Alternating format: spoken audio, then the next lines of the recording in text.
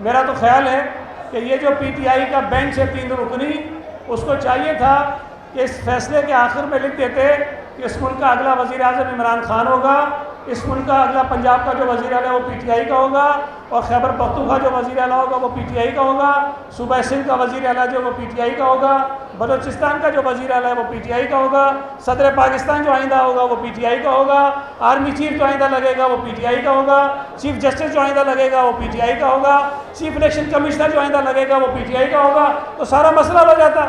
ये इस तरह से अदालती मनासिब पर बैठकर, मुक़द्दस ओहदों पर बैठकर जिस किस्म के काम किए जा रहे हैं, जिस तरह अपने लाडले को बचाने को और उसको आगे लाने की कोशिशें की जा रही हैं, ये चीज़ें किसी भी तौर पर इस मुल्क के मफाद में नहीं हैं। मैं ये समझता हूँ कि पाकिस्तान पीपल्स पार्टी की क़यादत ने जितनी कुर्बानियाँ इस आइन को बचाने के लिए दी हैं, इस मुल्क के आइनी इदारों को बचाने के लिए दी हैं, इन जजों में या और जो इदारों में बैठे हुए लोग हैं, किसी ने कुछ नहीं किया। हमने जानें कुर्बान की हैं, जेलें काटी हैं, कोड़े खाए हैं। अगर सब कुछ करने के बाद भी पीपल्स पार्टी के साथ वही कुछ होता रहेगा तो मैं समझता हूँ ये किसी तौर पर मुनासिब नहीं है।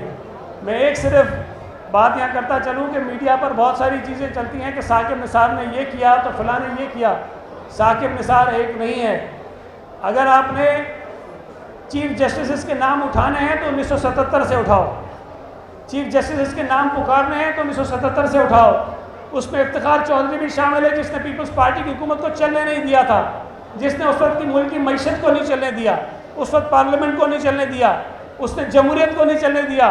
उसके बाद चीफ जस्टिस गुलजार आया जिसने बर्बादी की, जिसने पीपल्स पार्टी की सिंध हुकूमत को नहीं चलने दिया। उसके बाद साकिब निसार आया, उसने नहीं चलने दिया। तो इन तमाम लोगों ने, जहाँ अगर वो किसी एक जमात के साथ बनते थे, दूसरी से नहीं बनते थे, लेकिन पीपल्स पार्टी के साथ बुक्स तो इनका अब्दी है। हर चीफ जस्टिस जो आया है उसने पीपल्स पार्टी के साथ अपना हिसाब किताब चुकना करने की कोशिश की है। मैं ये समझता हूँ कि ये बहुत ज़्यादतियाँ, बहुत जुल्म पीपल्स पार्टी के साथ हो गया।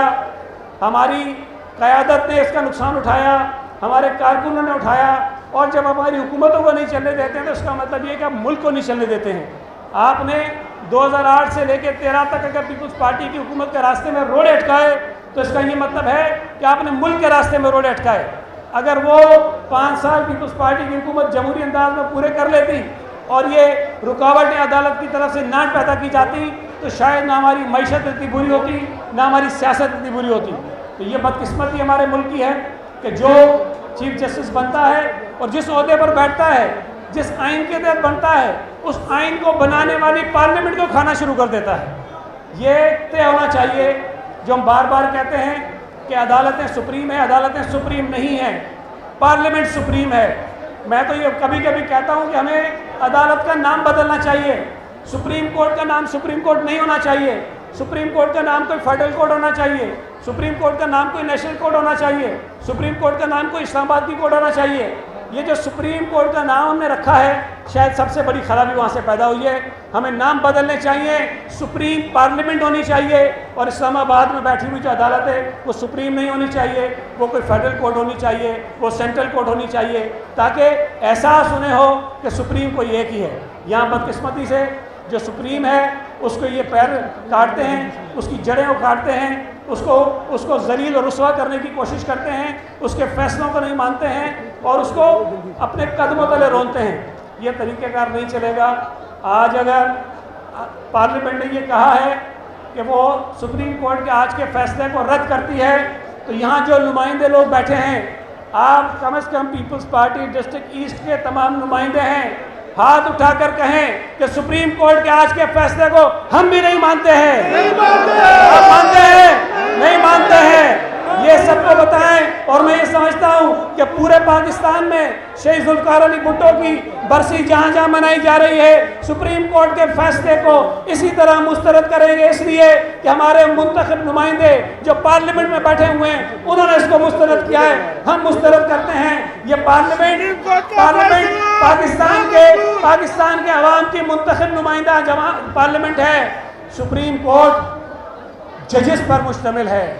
जजेस लोगों के मुंतखब नुमाइंदे नहीं हैं।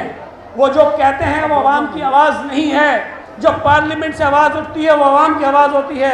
लिहाजा मेरे जो मौजूद जज साहिबान हैं वो जो कानून और आइन के तहत उनका इख्तियार है उसको इस्तेमाल करें। आज अगर सुप्रीम कोर्ट में बैठे हुए अच्छे जजेस, आइन को मानने वाले जजेस, आइन को फॉलो करने वाले जजेस अगर ये कह रहे हैं कि चीफ जस्टिस साहब आप गलत हैं, आप गलत फैसले कर रहे हैं, तो अब खुदा के लिए इस बात को मान लीजिए। कोई और ऐसी तारीख पाकिस्तान में ना बने कि इसको चीफ जस्टिस को जो है अपने ही जजेस किसी तरह से बाहर निकाल कर फेंक दें। ये बहुत गलत रवायत है। हम समझते हैं कि आइन के तहत अदालतों को चलाएं, इस मुल्क को चलने दें। आपकी बड़ी मेहरबानी होगी। बहुत बहुत शुक्रिया। मैं चाहूँगा कि दुआ करा लीजिए।